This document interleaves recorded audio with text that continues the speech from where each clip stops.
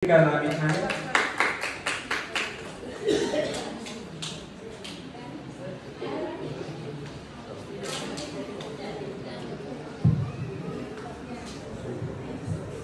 गणतन्त्र नाम होइन आत्मसम्मान हो। धन्यवाद कार्यक्रम सञ्चालकज्यू, यस गरिमामय सभाका सभाध्यक्ष महोदय, प्रमुख अतिथिज्यू, मञ्चमा आसीन सम्पूर्ण अतिथिगण, हातमा न्यायको तराजु लिएर खटिनुभएका राजथान निर्णायक मण्डल, गुरुवर्ग, सफलताको शिखर छुन आतुर मेरा प्रतिस्पर्धी मित्रहरू, गुरुवर्ग र आफ्नो बालबालिकाको निष्ठ राखमा आफ्नो भविष्यको सुन्दर सपना सजाएर यहाँ पाल्नुभएका हाम्रा जन्मदाता, हाम्रा अभिभावकज्यूहरू लगायत यहाँ उपस्थित सम्पूर्णमा म श्री सरस्वती माध्यमिक विद्यालयकी कक्षा 10 मा अध्ययनरत छात्रा कृतिका लामिछानेको तर्फबाट स्वीकार्नुहोस् हार्दिक न्यानो अभिवादन।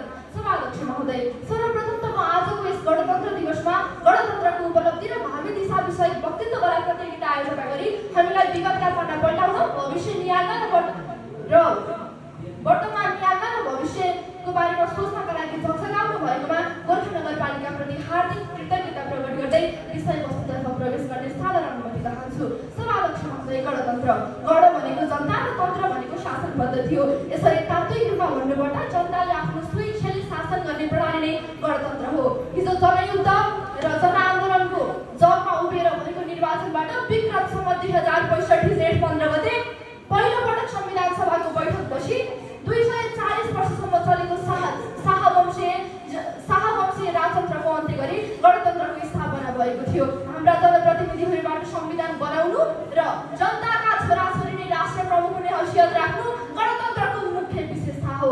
सभाध्यक्ष महोदय, म कहिलेकाहीँ मेरो हजुरबासँग टुसक्क पिँढीमा बसेर हाम्रा पुराना एल्बमहरू पल्टाउने गर्छु। मैले एकपटक बालाई सोधेँ, बा यो फोटोमा भएको भिड्कीको बाले एकैछिन डोलाएर झस्कादै भन्नुभयो, यो गणतन्त्रको सङ्घर्ष प्राप्तिका लागि भएको भिड हो कान्छो, जहाँ किसान थिए, मजदुर थिए, जनता थिए, विद्यार्थी थिए, अझ भनौँ नेपाली जनता थिए, जो आफ्नो हक अधिकारको स्थापित गर्नका लागि एकजुट भएका थिए।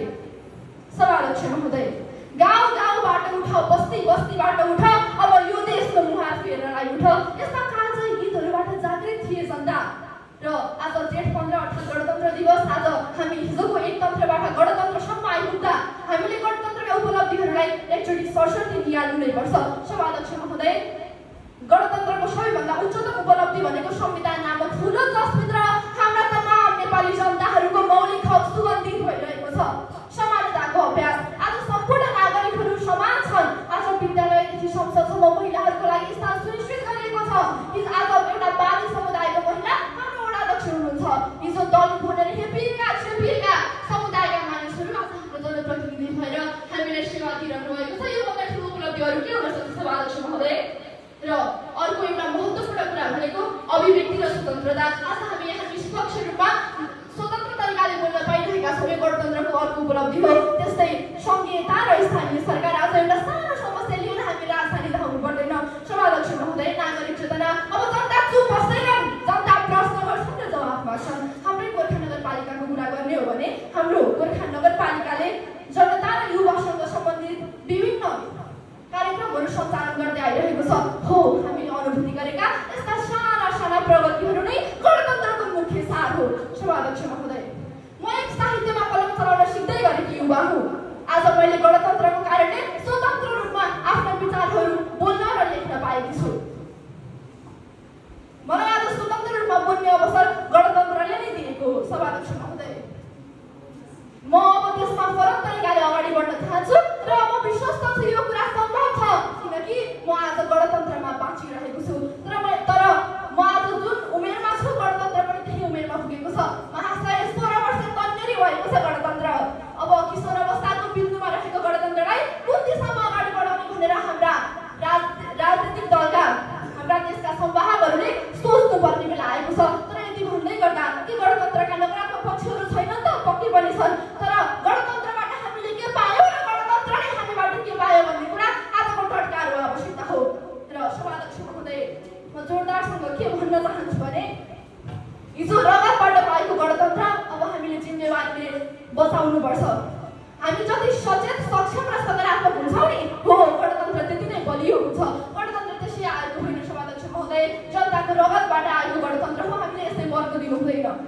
गणतन्त्र र सभाध्यक्ष महोदय, गणतन्त्र गणतन्त्रसँगै आएको सङ्घीयतासँगै आएको नगरपालिका आज नगरपालिका र गाउँपालिका ठाउँपालिका त भएको छैन। यसबारे हामीले मनन गर्नुपर्ने अवस्था आएको छ। र सभाध्यक्ष महोदय, म अन्त्यमा जोरदारसँग के भन्न चाहन्छु भने अबको मेरो कल्पनाको गणतन्त्रात्मक देश जहाँ 12 पास देश छाड भन्ने स्थिति आउनु हुँदैन। अब प्रत्येक नेपाली युवाले आफ्नो नेपाली आमाको काखरित्व बनाएर परदेश भूमिमा अर्काको देश बनाइकन परदेश जाने होइन, संविधानका राजनीतिलाई आफैले गर्नुपर्छ। अब त्यसमा अनियमितता र अराजकताले प्रश्रय पाउनु हुँदैन, भ्रष्टाचार मौलाउनु हुँदैन, चोरले चौतारो र साधुले सुली पाउनु हुँदैन। सभाध्यक्ष महोदय, मै खाऊ मै लाऊ मै नाच्छु मै बाँचु अरू सबै दुर्जनहरू भन्ने भावनालाई विचार गरेर हामी अगाडि बढ्नुपर्छ। र हाम्रो अमेरिका शेर्पा जसले 21औं पटकसम्म सशस्त्र सगरमाथा आरोहण गर्नुभएको सफलतालाई विश्वमा फैलाउनुपर्छ। पर्यटनसँग सम्बन्धित साना मझौला तथा ठुला उद्योगहरू खुलाउनुपर्छ, सम्भावनाका बालीहरू झुलाउनुपर्छ र 2 दिन बस्न आएका हाम्रा पर्यटकलाई हाम्रै कला संस्कृति र सौरभ देखाएर महिनो भुलाउनुपर्छ, जसबाट आफ्नो आसपास र प्रवासका लागि जलभूमिमा छाड्न बाध्य हाम्रा तमाम नेपालीहरूको पसिना आफ्नै देशमा सिन्चित हुनको लागि सहयोग गर्नेछ। र त्यससँगै प्रति व्यक्ति आएको दर बढ्न गई यसको वैदेशिक कर निर्भरता कम गर्नेछ। अब हाम्रा युवाहरूलाई आफ्नै देशमा मुठी रोपेर माग फलाउने अभियानमा अग्रसर गराउनुपर्छ र हाम्रा बाँच्दै गएका फाँटहरूमा पसिनाका दाना रोपेर सुन फलाउन प्रेरित गर्नुपर्छ र समृद्ध नेपाल सुखी नेपालीको चाहना पुर्याउनुपर्छ हाम्रै पालामा। र म अन्त्यमा जोरदारसँग के भन्न चाहन्छु भने त्यसपछि बल्ल गणतन्त्रात्मक मुलुकले सार्थकता पाउनेछ र हाम्रो देश, हामी नेपाली, हाम्रो गोर्खा र हामी गोर्खालीहरूको सुन्दर भविष्य देखिनेछ। फुल्ने सम्भावनाका अनगिन्ती ढोकाहरू। र म अन्त्यमा जोरदारसँग के भन्न चाहन्छु भने वर्तमानको वर्तमान संरक्षण र भविष्यको निर्माण हाम्रो जिम्मेवारी हो। जबसम्म देशमा गणतन्त्र बाँचिरहन्छ, जबसम्म देशमा गणतन्त्र भइरहन्छ, मेरो नेपाल बाँचिरहन्छ र चन्द्र र सूर्यको दुजामुनि नौरङ्गी आफै नाचिरहन्छ। हस्त धन्यवाद। जय गणतन्त्र, जय देश, जय गोर्खा, जय नेपाल।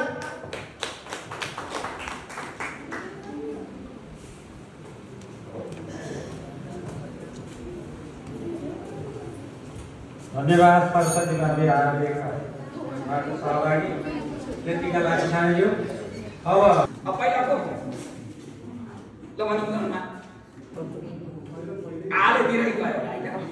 ल प्रथम स्थान प्राप्त गरेर 115 नम्बर प्राप्त गरेर सरस्वती माली आलेकी छात्रा कृतिका लागि जाने समय भएको छ। ल कृतिका लागि जाने सुझाउमा अगाडि र विजयी र सहभागी सबैलाई धन्यवाद बधाई दिँदै म बिदा हुन्छु। हस्त धन्यवाद। पुरस्कार